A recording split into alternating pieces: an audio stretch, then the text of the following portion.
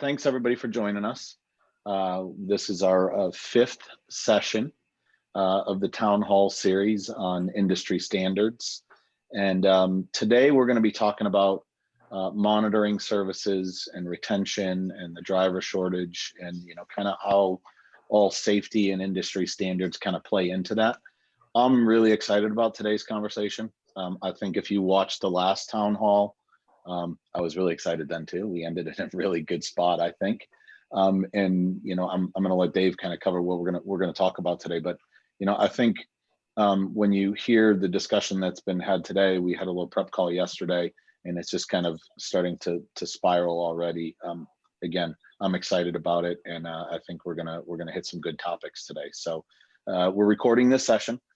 It will be available probably in the next 2-3 days.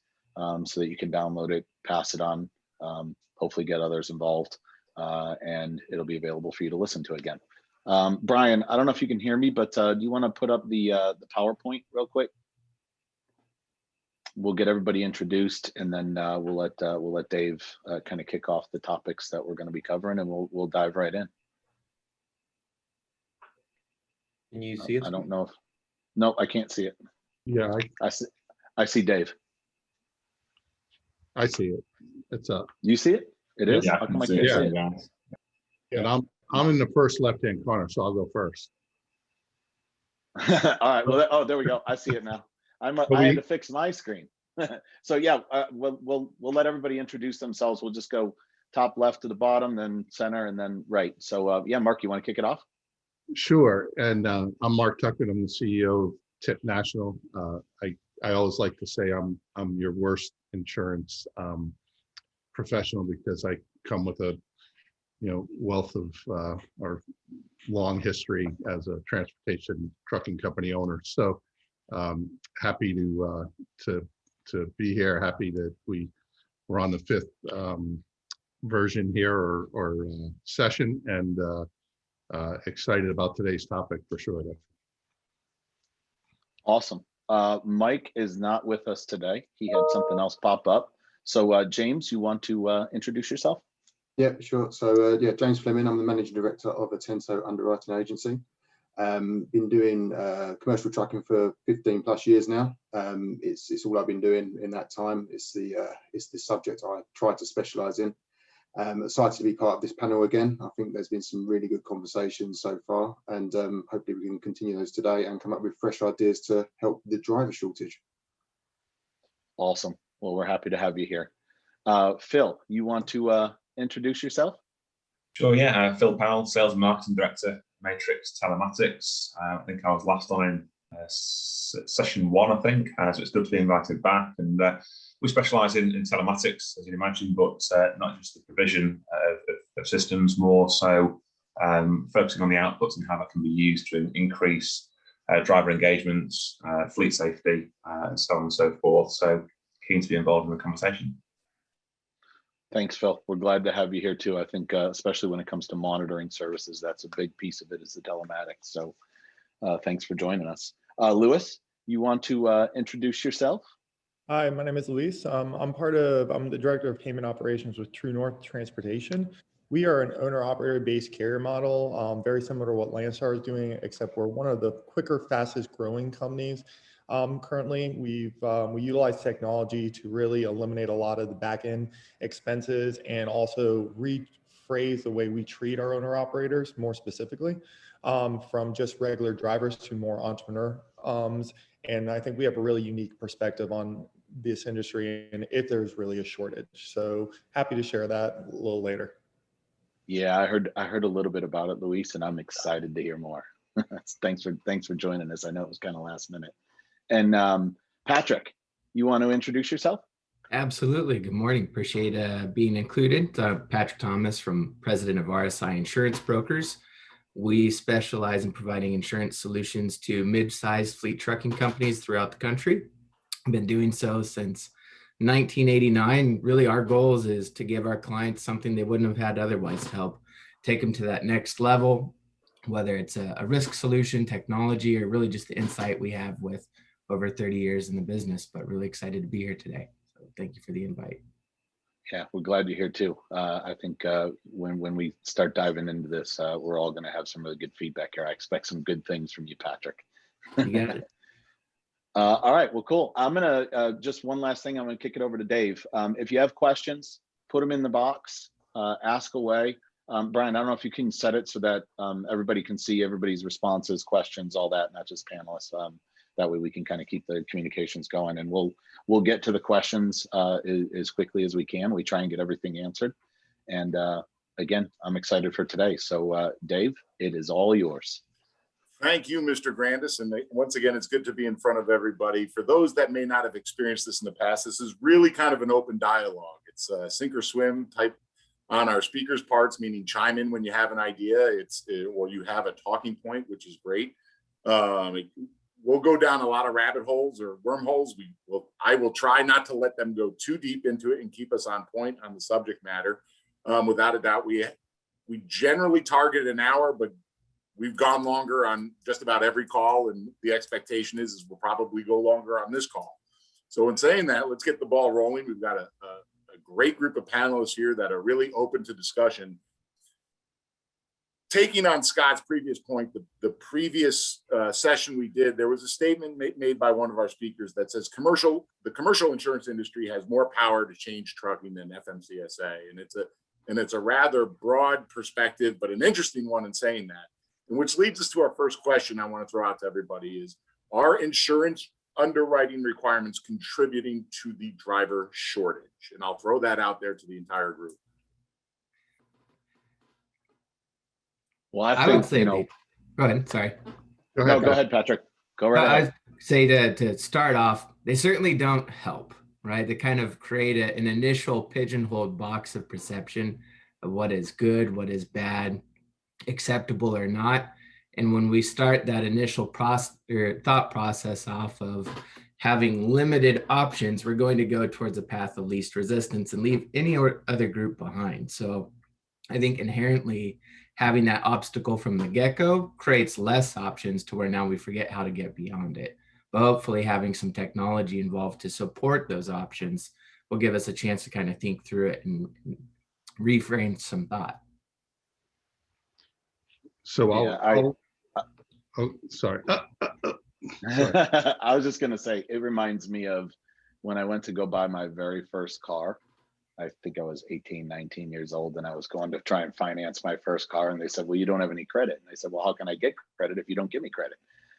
And so, for me, when I look at the insurance industry and some of the limitations, I think when you look at experience and years of experience, specifically as it relates to the CDO Class A, I think that's where I think, there's some good discussion to be had there. Like, how do you get people into the industry if the limitation is there?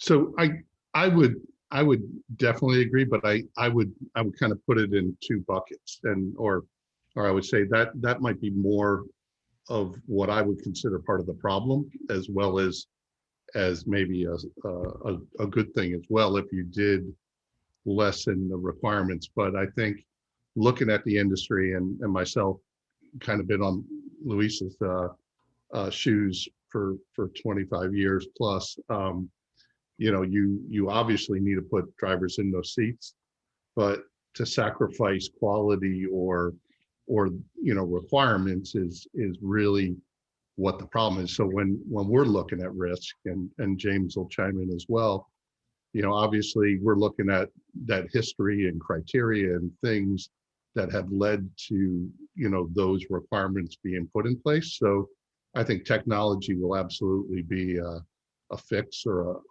assist in that. But I think, when I look at it and when we get a submission and we decline it or we quote it, we always follow up and look at it. And, unless it's new authority and those guys are just shopping to see if they want to get into the industry in the first place, they end up somewhere. And that's kind of where you scratch your head and go, how could you ever write that risk? That's kind of where there's always someone that's going to put a number on it, unfortunately or fortunately. But I think it's really, and that's kind of why this whole town hall forum came to pass, is how do we help the motor carrier be better? Because I truly believe and know that a lot of these guys, it's not that they don't want to do the right thing. They might not understand it. They might not be educated enough. They might need more help to do that. So I think we got to find that medium. But I think I don't think it's a contributor to the driver shortage per se, because there's plenty of people out there writing it. And I think if you look at the access to the different markets, there's more and more and more. Just in the last year, I can't tell you how many different programs have popped up. So I would say it probably isn't. Yeah, I would actually share the same sentiment as Mark from what we're seeing. And even so, I think there's, you have to divide it into two different pools. There's really more the company-based driver and kind of the requirements for that, and what we deal with, which is really owner operators. And the biggest barrier really for our owner operators is not the fact that they can't get insurance or and stuff. Is really for any owner operator to just go fully on their own is the upfront premiums that come associated with those risks. So they can get insurance, but a lot of them can't afford that, and some of their first year, if you're getting, they'll be upwards of 20 grand. And, for an owner operator, that they don't have that type of savings to be able to pay up that. And, for them to finance that, it's not really feasible when they're looking at, especially the first year and a half, 2 years when they buy their truck, minimum margin. So. You touched on something, Scott, and you said, how do you get people into the industry if limits are there? I mean, I read just as many news articles as you do, and we've seen a lot of carriers that have gone out of business citing the rising costs of insurance companies. And Mark, you said, how do you write that risk? But let's interchange write, W-R-I-T-E, with R-I-G-H-T. How do you correct that risk? How do you, just from the start? I mean, if you've got a new carrier or a new driver out there and they're perceived to be risky, how do you write that right off the bat? How do you correct that problem? Literally right off the bat, so that barrier to entry is not, as Luis said, that big premium that's out there. Well, this goes back to what we've been discussing the last couple of days, doesn't it? How do we assess a driver with no experience? Well, let's look at his truck school. Let's go back to see how he learned to drive a truck. Was it a prestigious truck school? What was his score? What was his pass score? There must be a program we can help put together here to help facilitate these new drivers trying to get into the industry and not being charged these huge premiums. We've had some really good conversations, and I think we're making some really good headway on ideas. It's just how can we bring them to become an actual policy for these people? Yeah, I think when you take that and then you leverage, we were just talking about it before we started the call. James had brought up on the physical damage side, how do you connect the driver and the equipment and make sure that happens? I mean, there's technology out there that can really help with this. And, part of this call is about monitoring, right? So if you look at telematics, you look at MVR monitoring and background check monitoring, dragging in all of the inspection data. You've got the drug clearinghouse now. I mean, there are ways to look at a lot of very critical information on a regular basis and set KPIs to say, hey, this driver is either in the lane, pun intended, or out of the lane, and we need to make either a premium or a coverage decision for that particular driver. And I think working with the truck schools, we kick that around a lot on our prep call. And do we kind of try and tackle into that and put together a pilot program of sorts? I think leveraging all the technology is a way to really start to monitor and make sure that risk doesn't get out of control. And on the flip side, if there's a program, continuing education, which we've covered on these calls as well, is there a program that says, okay, this driver is doing X, we need to get them back to school, learn some more, and then get them back on the road. So I definitely think the monitoring services and whatnot, there's ways to leverage technology to manage it. Well, and that very note, though, when you talk about technology, goes back to my initial point: is the motor carrier insurance industry more powerful than FMCSA because they are woefully behind when it comes to mandating technology? But now you've got an insurance industry that says if you have this technology on your truck, these are ways to monitor it. So it goes back to that greater point. And And again, technology in this industry that is so vast, there's what, 4 million truck drivers out there with the CDL, 500,000 registered motor carriers that can range anywhere from 1 truck operation to 20,000 truck operation. The majority of them are those smaller carriers. So if you're looking about now incorporating technology on top of the ever rising premium cost, I mean, is there a break-even point? At what point are you automatically looking at a loss that prevents people from getting into this industry in the first place?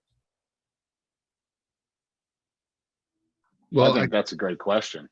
Go ahead, Mark. No, I was going to say, I think obviously the technology and the ELD mandate and all of that now has created all this data. I think that's probably the easier piece of the puzzle now.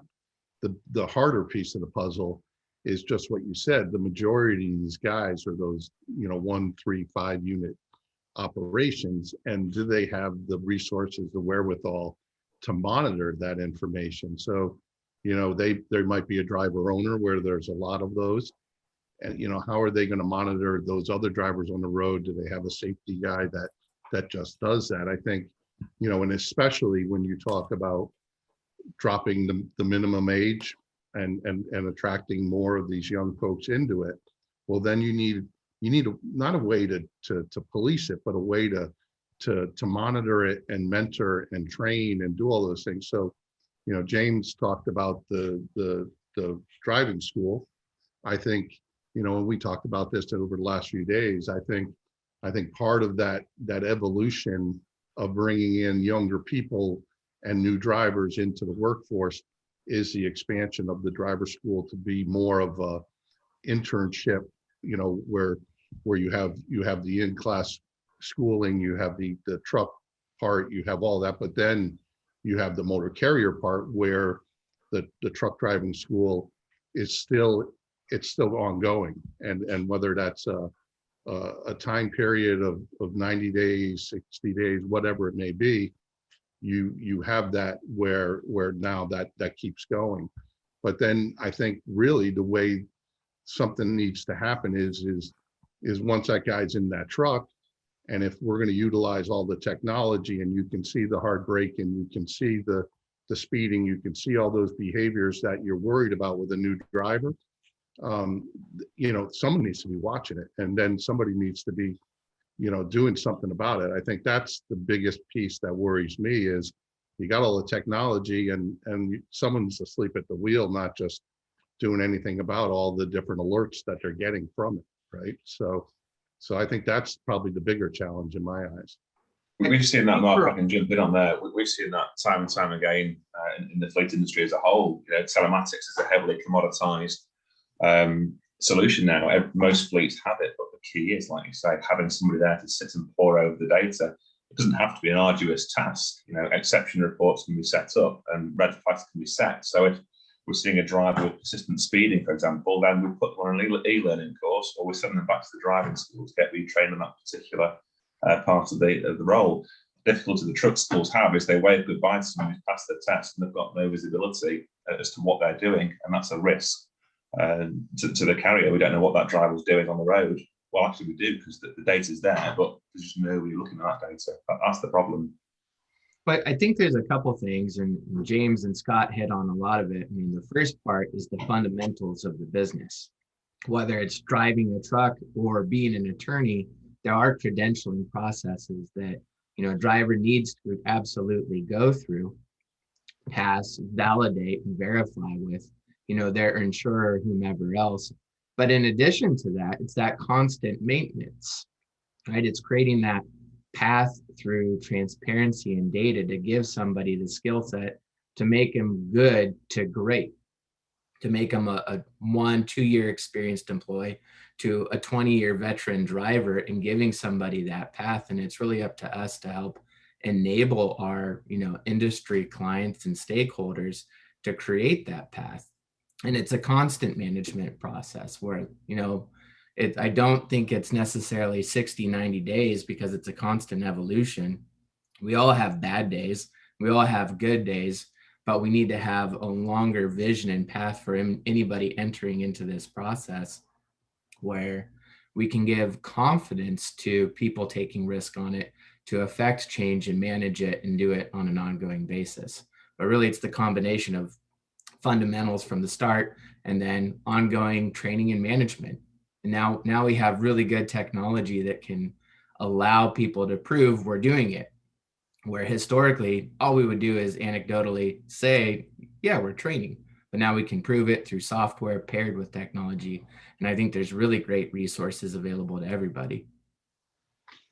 Yeah, I think that's a great point, Patrick. I think the piece that needs to come with it, and myself being on the carrier side, when you're sitting in a budget meeting and you're trying to balance that, and you're looking at your line items, and your insurance was always one of the biggest ones, right? You got your direct cost. If you're running a model like Luis is doing, that's going to be stand out glaringly, right? But usually it becomes part of your budget process of what you can afford. So I think rate becomes so important, and I think that's why, from an industry, I think we're at a really, really interesting point, because carriers are able to command rate, right?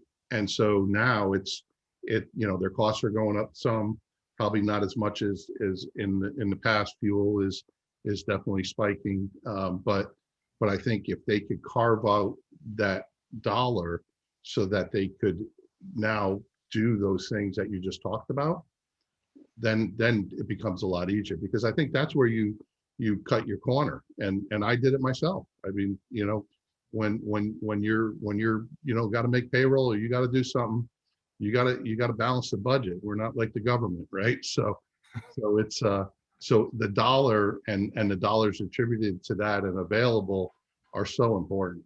And I think from an insurance perspective and the industry, those are places where we can help, right? I mean, if you're going to do those things and you're going to invest in the technology, you're going to invest in the training, I think James will jump right behind me and say, hell, I'll give you a reduction in your premium all day long. Luis, I didn't just say that, by the way. Well, Mark, funnily enough, like what Patrick was just saying is a really interesting point. How do we help build a program that includes continual training for these drivers? Right. That would make insurers much more easy, in my opinion, if they've come out of a really good truck school, they've got a good score on their from the truck school, they've gone into a truck with a reputable insured, and then has got continued training. Every couple of months they have to do an online refresher course. Every 6 months, actually, you have to go back to the truck school maybe and do an on the road refresher with a truck instructor. I don't know how could you facilitate something like that into a program? Well, you just included in it. I think that's a lot of what we try to do in our program, where that's what you get. It's not just the insurance; it's all that comes along with it. Mm-hmm. And from the I'll put my carrier hat on again. If it's going to cost me $100,000 next year, and then I'll budget it. I know it. It's a number that's known, and that's easy. So if that's all included up front and everybody understands it, well, then now it just becomes the adoption. It really, you got to get your dispatchers on board. You got to get everybody in the chain, saying, hey, this is serious. This makes a lot of sense. This is what needs to happen. And then I think you'll see that it start to move in the right direction. The problem is, like, it's the other programs that don't do it, and it's the ease. And I'm sure Patrick will tell you, the insured wants it easy. I don't want to go through all that. I just want, just get me the insurance, and I'll be on the road, and we'll be good, right? I mean, it's got to be easy, simple. I was just about to say, for the companies that are dedicated to the calls, brilliant. What about the people that are like, no, I want path of least resistance, just chuck anyone behind the truck, I'm not bothered? I think there's a lot of obvious signs for who those people are. And and again, any industry is going to have the best and a medium bell curve group, and then people that want to take advantage of a situation. And there's enough information out there for us to make judgments and assessments of what each category is. And not everyone would be eligible for it. It can't be that to train and make your business better takes an extreme amount of effort. So those willing to want to put in the effort to make it better can certainly participate. And those that don't will either struggle or eventually cease to exist. It's got to be a constant evolution, and not everybody gets to win. Yeah. And I agree with, I mean, Go ahead, Luis. I think if you look at the owner, I mean, I know we talked a little bit about driving skills, but I think it starts with the actual carrier-based foundation, and then encompassing this model, encompassing these safety principles to allow new owner operators to have a place to go in, almost similar to, you know, you look at the reason entrepreneurship in a lot of small cities have sprouted is because there's been many incubators, startup programs that, you know, people could go and foster their idea and sprout and have a foundation. Well, you look at what True North is doing, and that's really similar to what we're doing for owner operators. We're trying to create that foundation to provide them it. And then in the future, if there was ability where we said, hey, you know, we can give you cheaper insurance if you follow, you know, if you go to these regular training sessions, if you put a forward mount facing camera, you do these incentive trackings, you hit these metrics. I know a lot of our owner operators would immediately opt in because it's now a tool to reduce their expenses, and we're not forcing it on them. And on top of it, now we're overall affecting the driver behavior. But, you know, it's not just the training. I think it's the carriers. It starts with them doing and understanding what's right for the industry to allow the industry as a whole to start getting better legging. And like what Patrick said, you know, you have those carriers who are just focused on the bottom dime and not really necessarily caring, and they'll skim a couple corners to get a couple more cents for margin. And you have other carriers that are looking at saying, hey, we need to do this the right way, and we need to really take this seriously. And you know, if we get more carriers doing that, I think you will start to see a progression. Yeah, you know, Mark says this a lot. It's the rising of the sea, right, Mark? You know, you start to change what the expectations are, and you know, as you see, you know, all the support that comes out of London, right, in the trucking insurance business, if they start to see measured results in certain programs that are implementing these things, well, they're going to now set an expectation to say, well, any program I do, I want to make sure that I have these things in there. And then, you know, you buckle on the monitoring service with the continuing education. And, you know, they know that written into the policy language is if these drivers do these things, then they need to be removed from the policy and pulled out of those trucks. You know, and what happens is eventually the sea starts to rise, right? I mean, the drivers have to be better because it affects their insurance rates. There's expectations there for continuing education.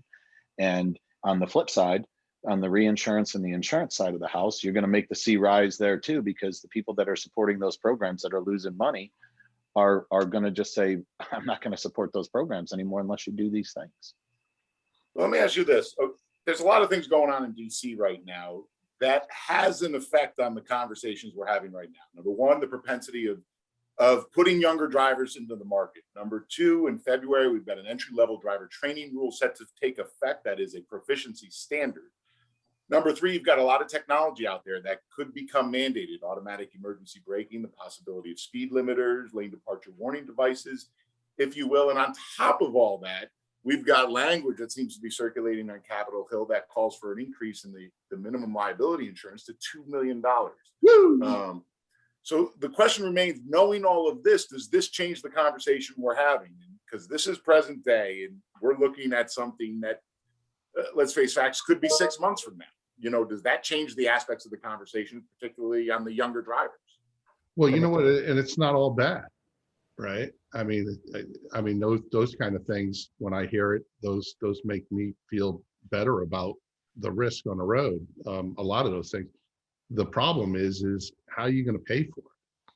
I mean, really, I mean, because what's that going to do to Luis's costs? What's that going to do to the little guy, right? So, and that $2 million, you talk about the majority of the guys that are out there that are just, you know, they're getting by, they're doing it, and the $1 million, you're talking a 30% minimum rise in premium if it goes to 2 million. Luis is like sitting there throwing up in his mouth right now. That's the second time I use that saying in two calls. So, but you know, and then are you really going to solve the problem that you're trying to solve? I think the lane departure and all the technology and what James was just saying about the schools and us really investing in those things are much better dollars spent than increasing premiums when the accident happens, right? Let's let's try to not have the accident happen and deter that. And I think those things definitely are better dollars spent in my mind. But hey, it's going to be definitely an interesting thing, because you have these competing things. You want to lower the age to put more drivers on the road, but then you want to increase the limit that young guy might be, out there, driving, and it's going to cost a fortune for him to even start, right? So I agree with Mark. I think the only thing that this is doing is giving more power to some of the larger carriers that have the financial ability to afford the more expensive premiums and have, training programs set to take advantage of 18-year-olds. From our perspective, that would probably be one of the worst things. One, there really isn't a shortage in this industry. It's, we have had more and more people leave and become owner operators because over the last year and a half, how high the spot market has become. And you can see we have over 75 owner operators wanting to join our fleet as we speak. Our biggest prohibitors is one, trailers, because we can't find them. And number two, it's our insurance premiums. When you think about having to pay the premiums up front, it becomes more expensive. So we have to financially budget with a startup that's, we work with it. Now you take ourselves out of this equation and you put a guy who owns 5 or 6 trucks, and now you're double the insurance premiums. He's not having a hard time filling his fleet of 5 trucks, but now he's certainly going to have a hard time paying for those insurance premiums. So you're going to eliminate those small owner operators, and you're creating now another artificial shortage in the industry. Well, and I would say, well, one thing, Dave, what's your joke? I'm with the federal government. I'm here to help. Oh yeah. Right. But are they looking at it wrong? And to Mark's point, they're you're kind of talking out of both sides of your mouth, right?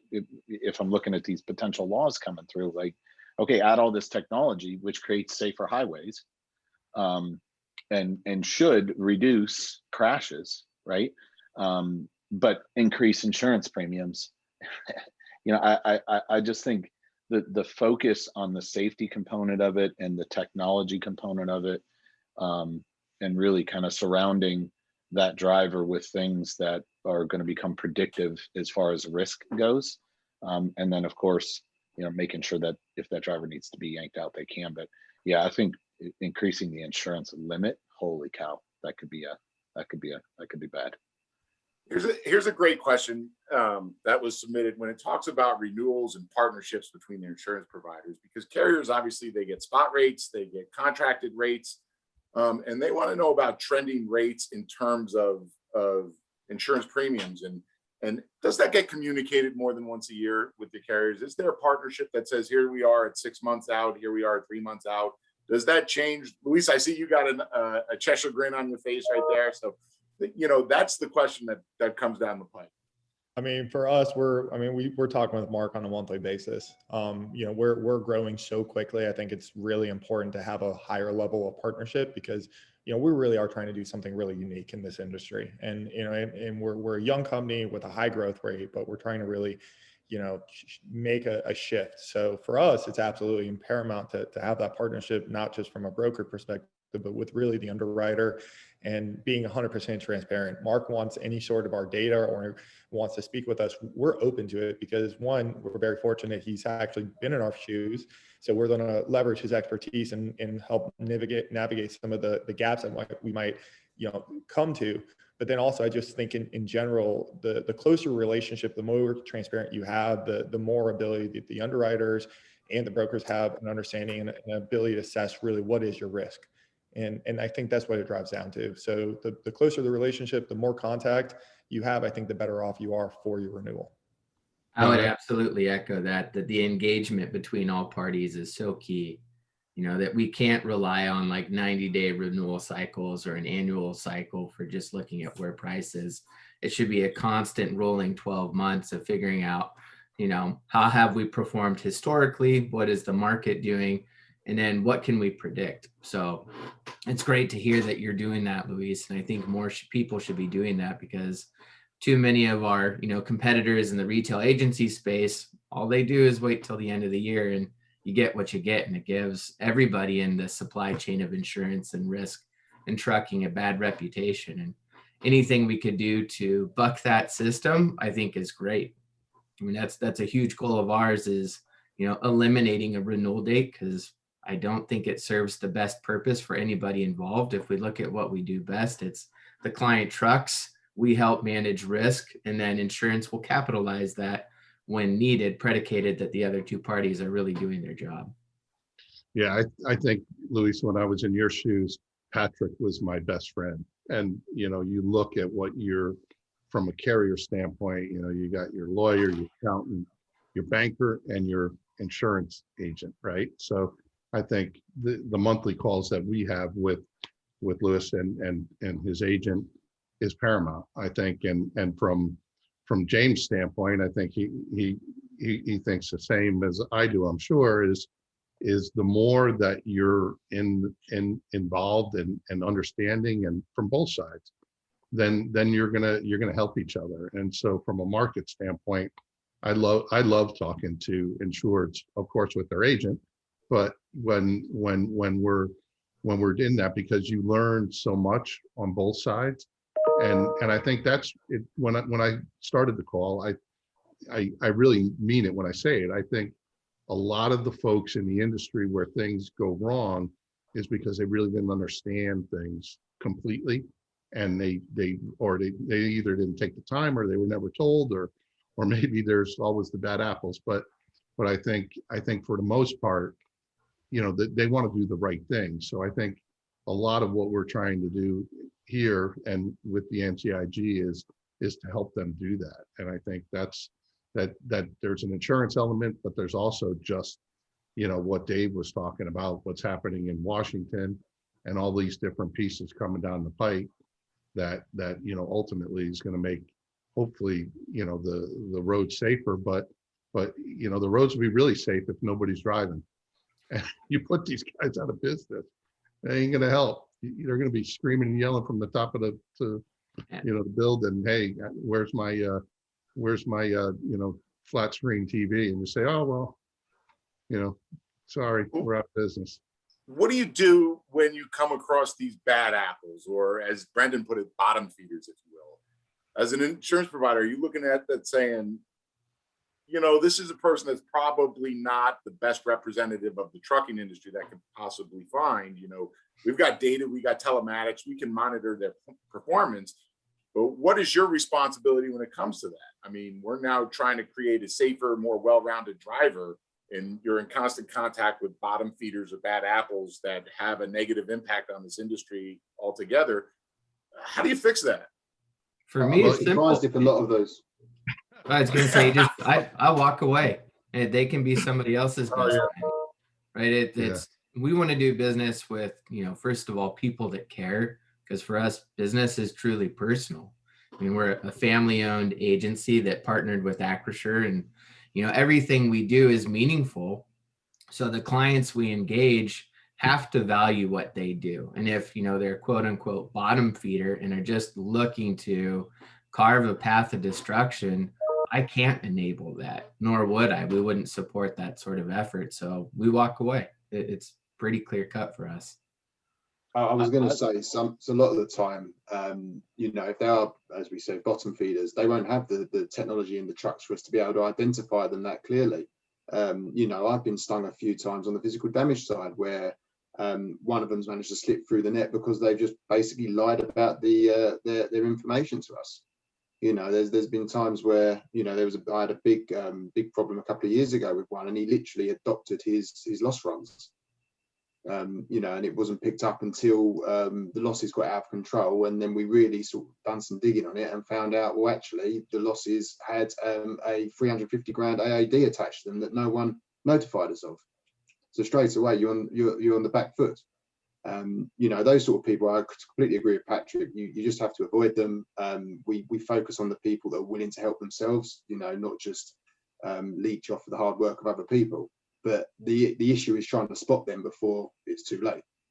Yeah, and there's a lot of tools that are out there now that you can, but I had one the other day, and usually behind it, and Patrick will tell you this too, is the agent knew about it, and they're helping in the situation. In this instance, they were, but I tell you, it's and it's a criminal element. If they just spent the time doing good instead of bad, the world would be a better place. But they find new ways. They know the chameleon things that alert and all those different things. So you gotta go to the nth degree to find it, but usually you will, especially if you had an issue and now you're going back and looking at it and then correlating it. And, are you searching the owner's name as well as the carrier's name, as well as, the VIN numbers and all the different things that you run the traps on inspections, and it's crazy. It's crazy. But, the bottom line is the way you stop it is you don't write it. And that sounds good, but the other guy that does write it, and there's markets that do. And exactly. You don't write it, but the next person might do. Yeah. They might just be writing for income. They might not care. They don't care. They throw a premium at it, or they're just trying to make their number that month. Exactly. Whatever it may be. It's just, I mean, that's we'll never do that, but there's markets that do. That's okay, but that business just isn't sustainable in the long run. Eventually you get burned, and it will transition, and there will be somebody either desperate or naive enough to take a gamble on it. And that, again, that's the bottom 10% of the population that will eventually diminish over time with additional technology, regulation, and transparency. So, they'll be on that bottom side of the rising tide, and we'll move beyond it. And that element will exist, in perpetuity to some extent. So it's up to us to really enable the better people to become, even greater than they are today, just move beyond it. And, trucking phrase, let it be in your rearview mirror.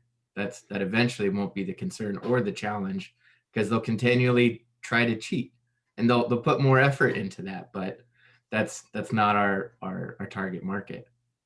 But you'll get to the point where it's easier for them to use technology than try and fool us as underwriters. That's got to be it, right? It's got to be easier for them to put, the telematics into a truck than try and pull the wool over our eyes. Yeah.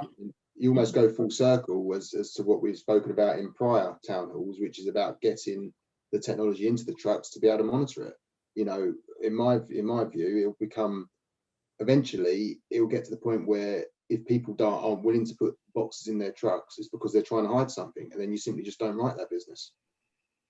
I get it, right? I'm guilty of that personally for my car, where I didn't want to have a device in there initially because I'm a pretty bad driver, right? So it's kind of eye-opening to go through that process and understand maybe I need to be a little safer. It's okay. I've experienced that firsthand as well, Patrick. I can vouch for that.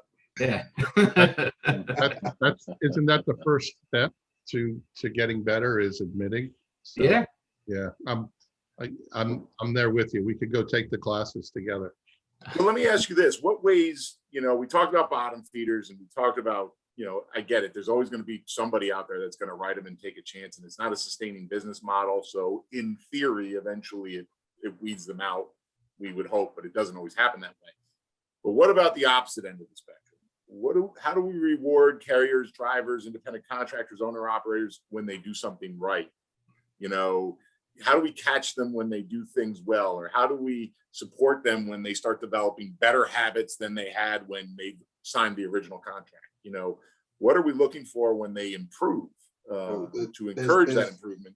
And is that a secret to the industry? Are we shouting that from the rooftops that say, here's what we as an insurance provider will do for you as the driver, for you as the independent contractor, for you as the carrier, when you start developing great practices based on all this data that is now out there? Yeah, I think the keys to that really are the assurance that an insurance product will be available within a predictable expectation of the client. So giving them the ability to affect control of a known outcome down the road is such a key element to that success for the reward, right? Because so all too often we react to market conditions, and the market says you're going to have a 10% increase because that's what everyone else is doing, even though you performed to best or perfect expectation. We need to enable clients with more than that. You know, they let them take control of their insurance rather than being forced the demand of what everybody else is doing. So giving them the insurance that you'll have something that you can manage to your own expectations would be an incredible thing. That's really powerful.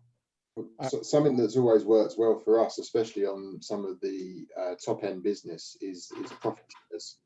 You know, if a truck company runs, let's say it runs clean, well, then at the end of that policy, they get a little bit of a kickback on their premium. So going into the next year's rate, the rate stays the same, but they've actually had some money back on the prior year. So it makes it that little bit easier for them to, you know, go into the following year. And what that does, that incentivizes them to run their company better, because all of a sudden, well, hold on a second, I'm getting, you know, 10, 20% off of my initial rate because I've managed to make my company perform well. And at that point, everyone's happy. The insured's happy because he's had a well-performed risk. The insurer's happy because his loss ratio stayed low. You know, it creates a gesture of goodwill. I think too, you know, part of what we were going to talk about on this call is retention. So does the fleet now take that savings and pinpoint which drivers help to get them there, and do they give that back to the drivers and create that situation where, hey guys, you're in this too. The drivers really do have the ability to drive costs up or down in a pretty significant way. And, Well, you know, should some of that money go back to the drivers, you know? You'd like to think that the driver was already on some sort of reward scheme for them to be performing that well in the first place, right? You would think, yeah. And unfortunately, this is where myself as an insurer, we lose power at that point. We can't force insureds to reward their drivers in such a way. That's completely up to them how they do that. You know, in an ideal world, yes, they would, but we can't force that upon them. Well, and see, from our perspective, that's where that's where we differentiate. We can align with underwriters that want to do that. We can create specific metrics from an ICO perspective and have complete transparency. And I'm sure Phil can attest now. It's, you know, for the first time, I look at this a little bit as how you attest the way we used to do mortgage credit scores, in that there was really a lack of information, a lot of data. It was really easy to kind of go ahead and hide. So, you know, 20 years ago, when we were trying to do some risk and background on mortgages, it was much more difficult, where now you have 3 different credit unions all available at the fingertips.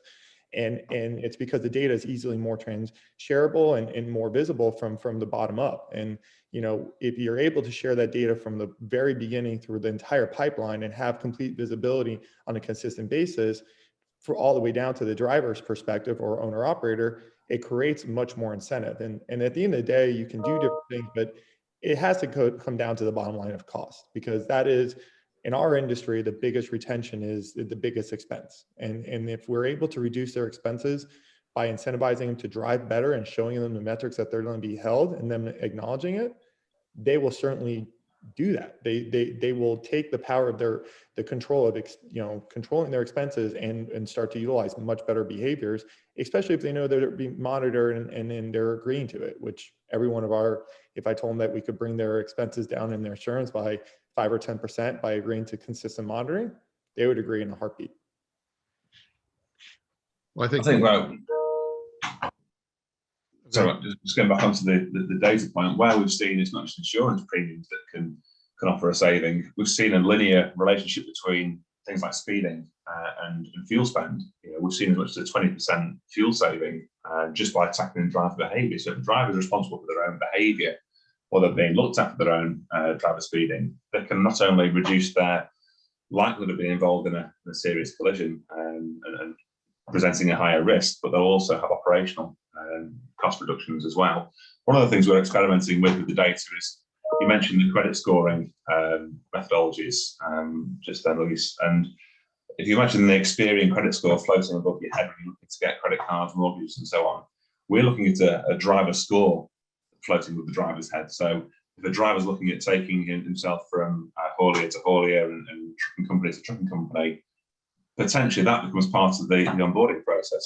What's your driver score floating with your head? Is it 20%? Sorry, we don't want to see it. Is it an 80%? Yes, we'll bring you in. Could that be tied to potentially salaries and so on? So there's a number of ways we can use that data just to engage the driver, because they're the ones sat behind the wheel at the end of the day. And if the fleet operator doesn't want to engage at that level, then potentially we can do it through the insurance. And that actually is another great point, Phil. I mean, you know, we talk about technology that's safety, right? Safety driven.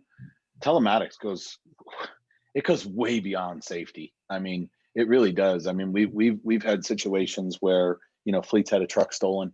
We were able to get it recovered. They had theft going on with cargo with one of their customers. We were able to pinpoint the storage facilities where that truck was stopping after it was stopping at the customer's facilities.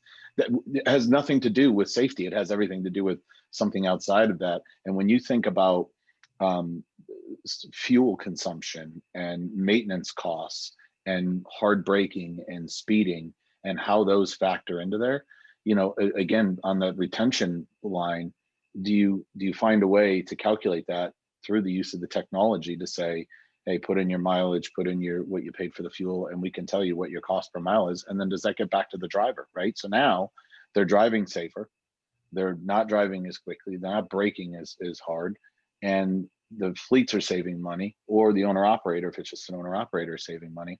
And you know, it's just kind of a win-win. And do you use that data that's being used for safety and insurance for other ways to calculate what are the savings for those good drivers are creating for the fleets, and do you give that back to the drivers too? I'm just thinking on the retention lines here, and how do you use that same data to kind of cross those lines?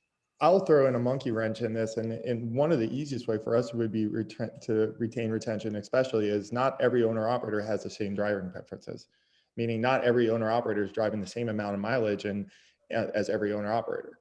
And so to be able to eventually just assess risk on a per mile basis and charge them per mile, so they have a variable expense and understand that, because we have some owner operators are some of the best, and they've left their company because they've semi-retired.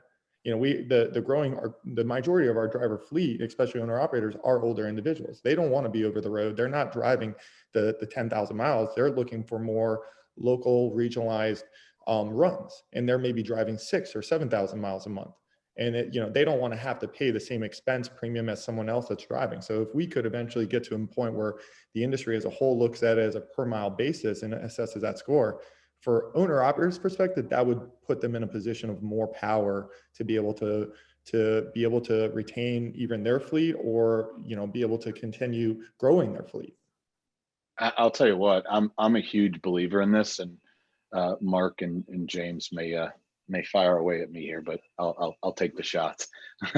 You know, I'm a believer that if we start to put this data together and we start to compile it and we start to monitor it, and we're looking at the trends and we're looking at what's happening live every single day, and the transparency is there, you know, on motor vehicle reports, on background checks, on the drug screens, on the speeds, on all this stuff, where the trucks are based, what's their domicile, and you're going to start to create an algorithm of what should that premium be for that driver, and what are the risks that you need to look out for, because you're going to be in the weeds, right? You're in the weeds in the data. And if you're looking at it the right way, I think, you know, Luis, to your point, I mean, I think those types of programs, I mean, there's some out there now.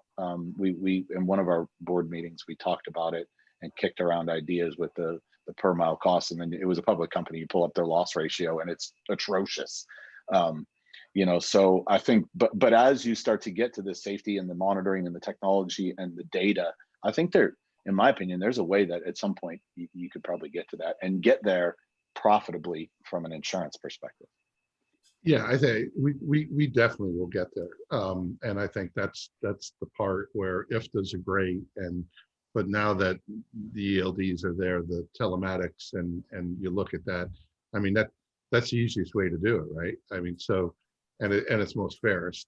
You know, some though, you know, I'm sure the guy that's running the 10,000 for you, Luis, and you hit him with the mileage rate compared to the guy that ran 6, he might not be so happy. But you know, you gotta, maybe there's a slide, maybe there's different ways, but I think there's the technology out there to be able to capture it, which is the hardest part.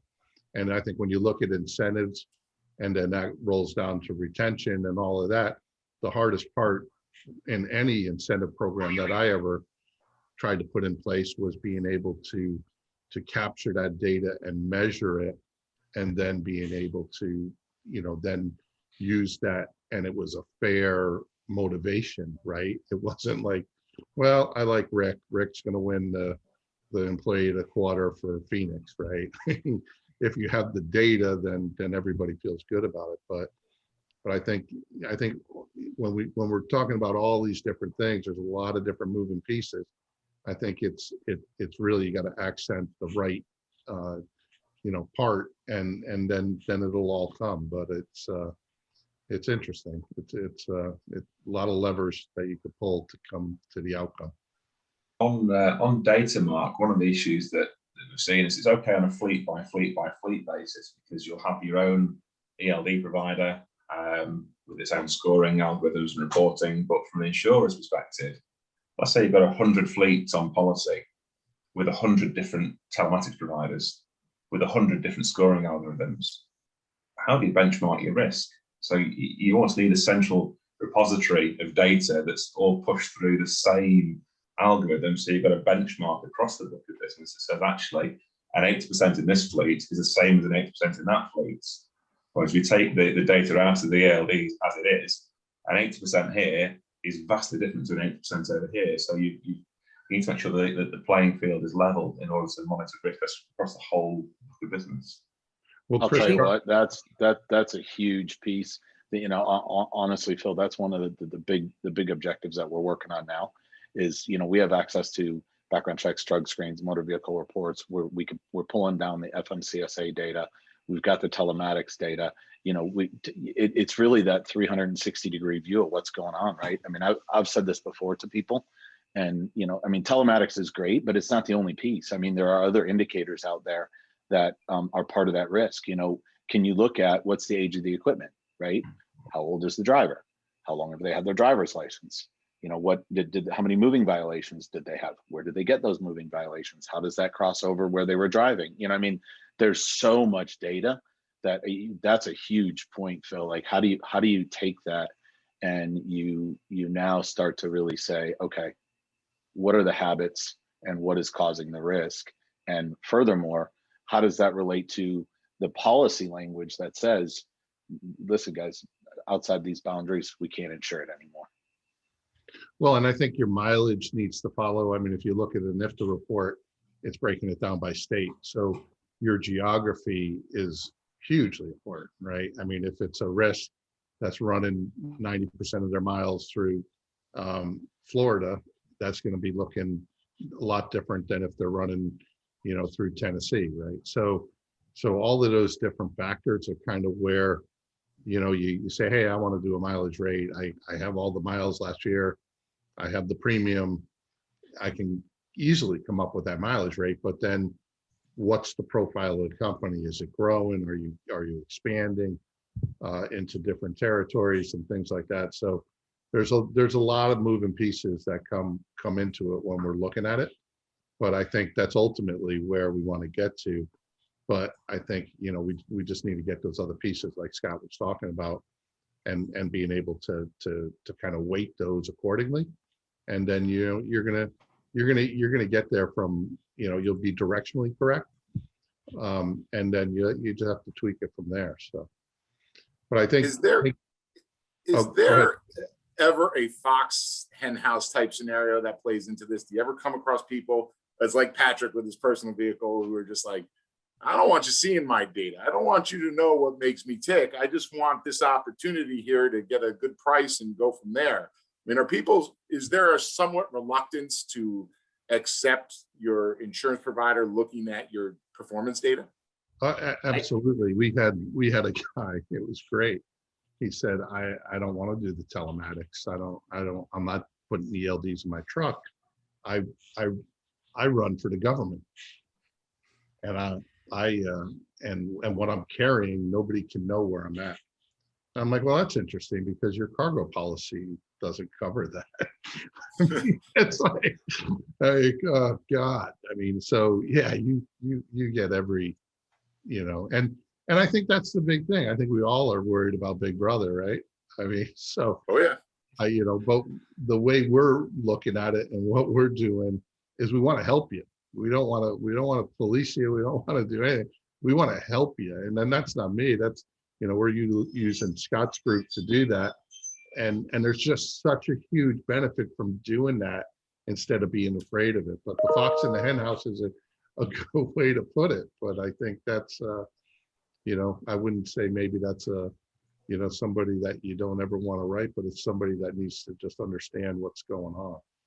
I think it all comes down to like that true partnership that takes place, much like how Luis described, that, you need people educating and building transparency in the process to understand what data is being used and how.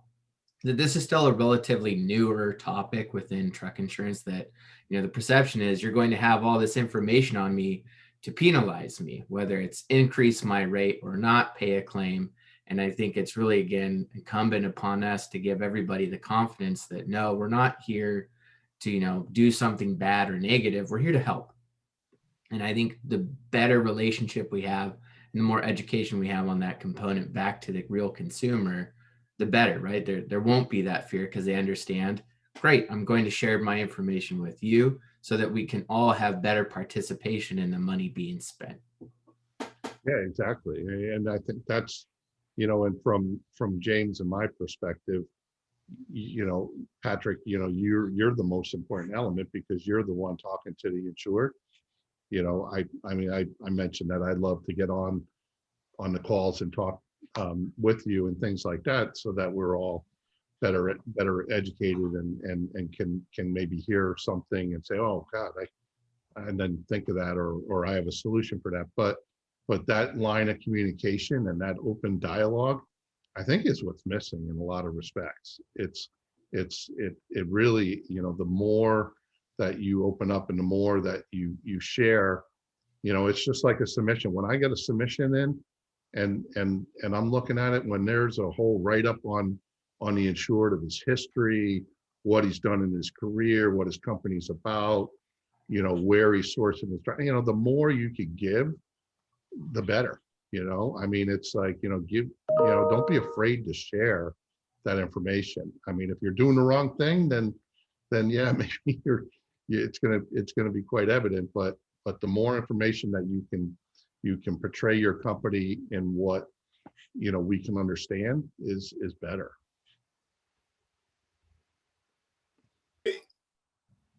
We're getting into this partnership that we seem to be going a lot of, and sometimes partnerships go the right way, sometimes partnerships invariably go the wrong way. What's your best case scenario for dealing with that? How do you make sure they go the right way? How do you avoid that wrong way partnership? It's about everyone being on the same wavelength. You get this information on the individual truck drivers. It's benefiting everyone, and that's going back to what Patrick said. It's not in there just to penalise you, because if we're monitoring how your truck drivers are performing and we can stop them or flag them if they're performing badly, then ultimately that will help prevent losses occurring, which makes life better for the insurer and the insured. The insured's rate won't go up. If anything, it will go down if they continue performing well, and the insured's not having losses, so he's being profitable. And I think that's the message that needs to get across to the insurers, because the insurers even, because it's not about Big Brother. It's not so we can penalise you when you're performing badly. It's so we can spot trends before the accident happens and save everybody a lot of time, hassle, and money in the process. And that's huge.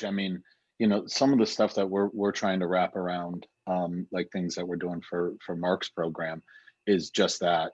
How do you coach those drivers and those fleets to say, okay, yeah, we're looking at your speeding, right? But did you know that every 5 miles an hour that those trucks go over 65 miles an hour, you're losing 7% in fuel consumption? That's a big deal. And then help them understand, what does that mean month over month in fuel economy and fuel savings costs? That's huge. And then the focus, like we try and teach fleets this too. The big goal, our big goal is to work with the fleets, get their scores, to go move in the right direction. And then when Mark comes to do a renewal and he says, hey, let me see how this fleet performed, you know, hopefully the answer is they did the right things, Mark, and now they get a credit, you know. So I think that's huge. That's huge. I think to go back to managing the relationship when it's, you know, good or great, it really comes down to the ownership and responsibility of, you know, actions and information, right? That whatever information is shared is true and accurate.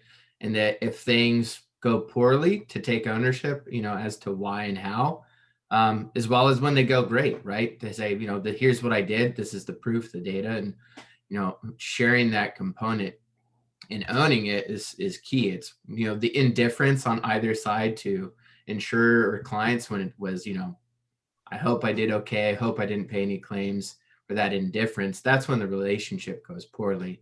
But when everybody's accountable and, you know, taking action around it and really participating, then it's a really strong relationship. And I think, again, going back to owning the actions to it becomes a critical element.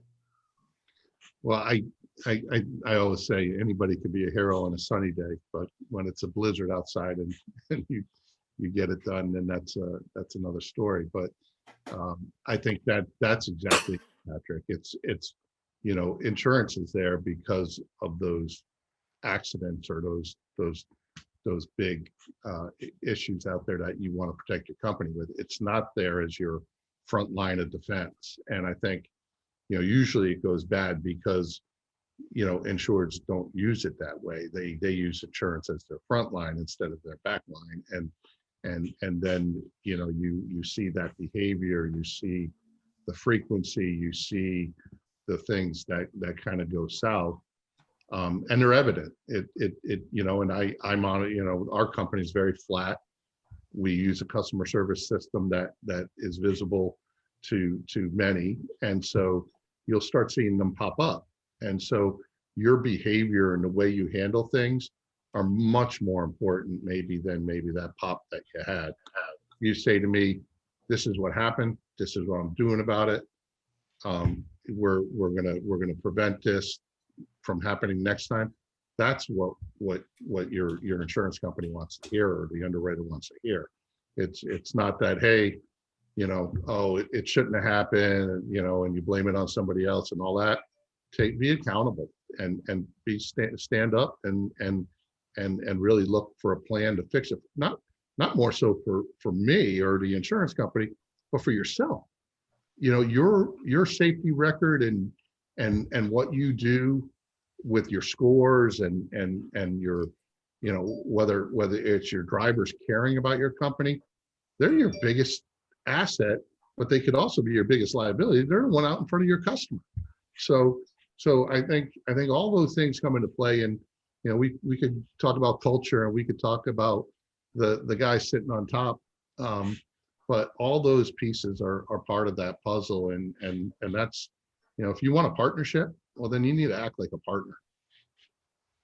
We've surpassed our hour time frame and obviously are going into the bonus round real quick. And we had a question that was thrown out there. It's a great question, and I'll throw this question out there, then I'm going to ask for closing thoughts from everybody. But here's a great question. Do good drivers leave because they see the bad drivers are treated the same way by the carrier? Luis, yeah. Yeah, I'm here. So I think, you know, from our model necessarily, you know, if we yes and no. You know, for our sake, you know, we treat everyone transparent, and, you know, if we had a bad driver getting in 3 accidents and, you know, they're getting charged the same amount, which if we had a driver getting 3 accidents, they wouldn't be with our fleet in the beginning. But, you know, if they're going to be treated the same, and, you know, an owner operator who has an opportunity, he or she is not going to just leave because we're treating them the same. They're going to leave because there's a better opportunity, meaning that there's an ability for them to be, you know, be either treated better or reduce their expenses. I think with company drivers, you will see that happen because there is a lot more turnover. There's signing bonuses, and, you know, there's a lot more to just squarely incentive that company drivers will leave on the flip of a dime. I think that question right there, I think it's not just for drivers, right? I think it's just anybody within a company is when you see management that allows that behavior to happen. That's like a cancer that just spreads. And so I think, but you have to ask yourself why. I think, and Luis hit on it before, the driver shortage. Myself, I don't think there's a driver shortage. I think there's a shortage of good companies out there to hire drivers that want to do the right thing and be good and all that. And I think they flock to that. And I think that's why Luis is seeing what he's seeing. But I think that's with any company. I think what the message from top to bottom, I use respect with my kids all the time. I think if you're gonna put a policy and you're gonna put a procedure and you're gonna put rules in place and then you don't follow them, you're just an idiot. I mean, so just don't do it at all. I mean, it's asinine. So I would, if I, yeah, and I worked for companies, over the years where mostly when I was a young boy, because I always started my own after, but when you see those bad apples and you see them get away with that kind of stuff, then you lose confidence, you lose respect in the owner. And then you're not going to take care of his equipment. You're not going to do all those things that you should do. And it's just a bad scene. I'll tell you what, we talked about something along these lines on our prep call. And it was, we got to the point where does this data, if you're talking about safety data and all this other things, does this now start to empower those good drivers to really, I'm going to use the word demand, and I don't want this to sound strong, but does it give them the power to say, listen, I'm a good driver and I deserve to get paid more money because I'm saving you money. And I know I can be saving you money on insurance, on fuel, on maintenance, on all these different things. Look at my scores. Look at what I do. Do you get to the point where if there is carriers like that and the culture is such that now the drivers are a little bit more empowered than they were before because they know how their performance really measures up to what that fleet has on their their cost lines, right? So does this information that is designed to create safety and savings and all of that, does it also empower the driver to make sure that they get the rates that they should? Well, and I can then yes, I'd say so. Well, and I can remember setting up incentive pools for terminals and doing all these different things, and then you get 50 of the guys that did it all right, and a couple of those guys that did it all wrong, and totally screwed the other guys over, and there was nothing for the good guys, right? I mean, so it's tough. Incentives are sound really good. They're just so hard to do in a fair manner and really get the bang for your buck, right? That's why you're doing it. You're trying to, whether it's we do a driver at a quarter every year, and fortunately I look back on the ones that have won, and Luis, you need to submit your driver at a quarter, by the way. But the guy gets a $500 gift card, and then the carrier gets 5% off his insurance. But are you getting the bang for your buck? Are you seeing the right behavior? So it's tough. It's that I would think is the hardest way, is how you create an incentive that's gonna really do the job of retaining and motivating and doing those things. So you gotta be careful. But again, it's there's smarter minds out there that obviously have figured it out. But that one always was something I struggled with. In the end, I think the business owner is going to have the desire to create the right incentive plan for what fits their company, their culture, their needs, and manage against that. But it's a great thing for the driver because it elevates their necessity of professionalism, where now they are accountable to certain metrics, whether it's a sales organization and it's revenue and dollars coming in, now they have something else to validate their good performance. And all it will do is elevate the standards for what we benchmark against, themselves included. So in the end, I think it's a great thing. It'll empower the business owner and it will empower the individual. Yeah. But we remember that word, professionalism. Well, we share that. I mean, we would love that. And I think, you know, Dave, you asked something earlier, does the insurance industry have more power than FMCSA? And we absolutely believe yes. Because if you're able to do things like this, you have the power now to directly influence and really reward the best drivers and allow them to stand out and have the best opportunity, which in our modern day society, the best incentives are the best, hardest working, safest entrepreneurs, the people that do things the right way, develop the relationships, don't take shortcuts. And that's really just relaying that into the industry. And that's how the insurance can really influence it and allow companies like us to drive up better retention. Well, that's Luis, what James and I are going to create our driver insurance program, not carrier insurance, driver. Trying to get Mark to be quiet is like a full-time job. Luis, you have done what we call coming full circle, right? And we're at 12:16 right now. I want to start kind of going down the line of closing thoughts, and that's a good one to start. And kind of, we'll give Mark his opportunity right now for his closing thoughts. No, I'll go last. But and seriously, we've talked about monitoring, we've talked about incentives, and we've talked about retention.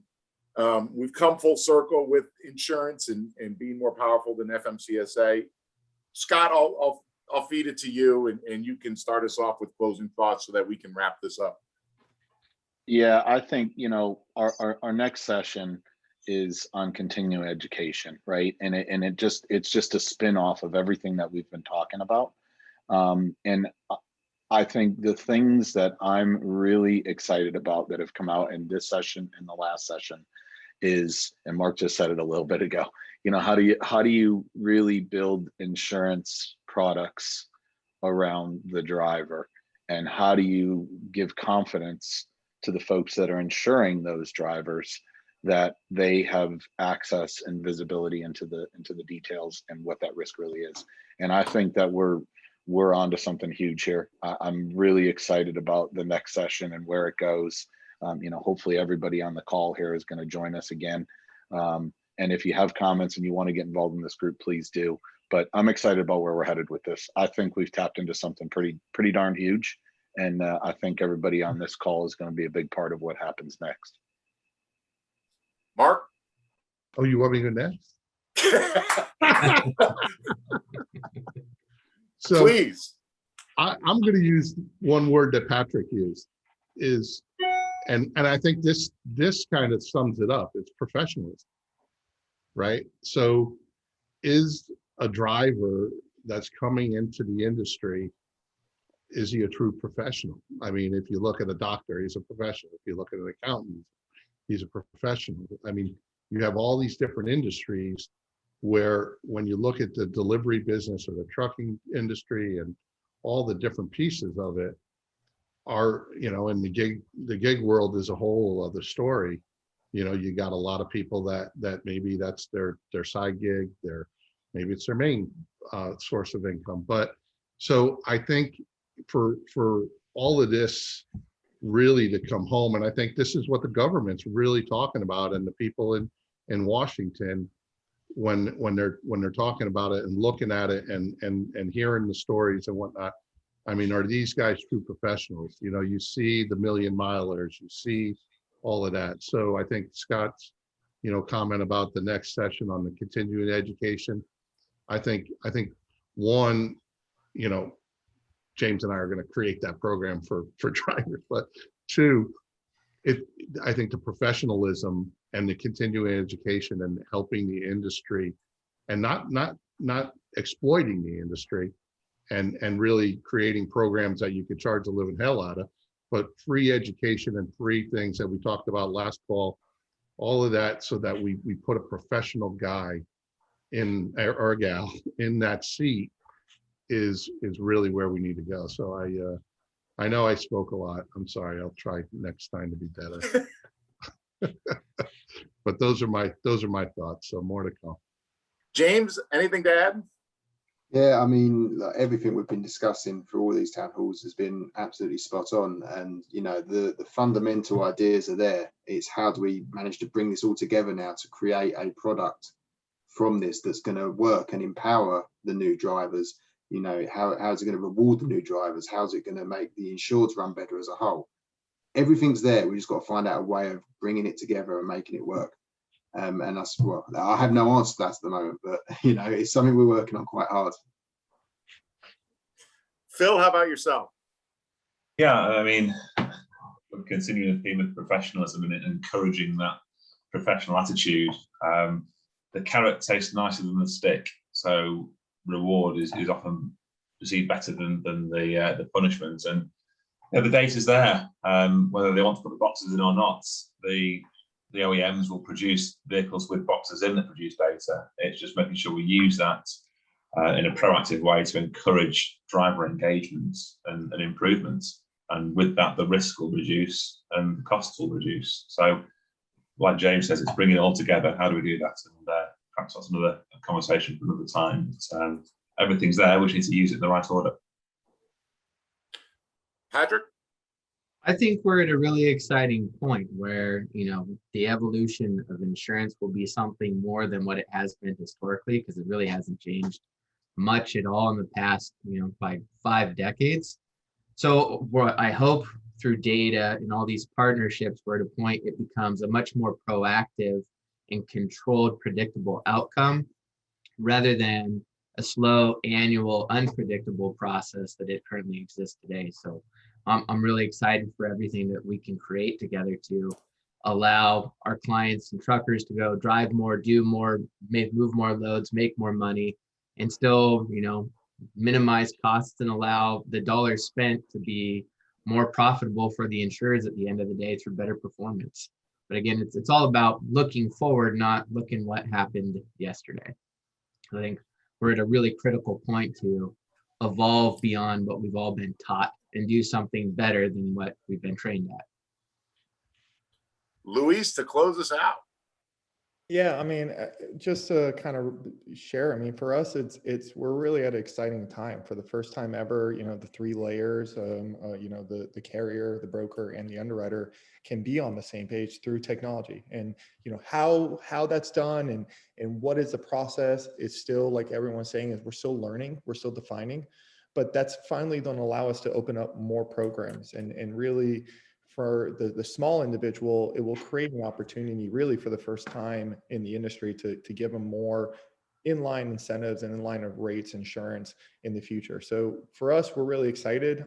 This is kind of like the wild, wild west in some ways that we're really starting to learn.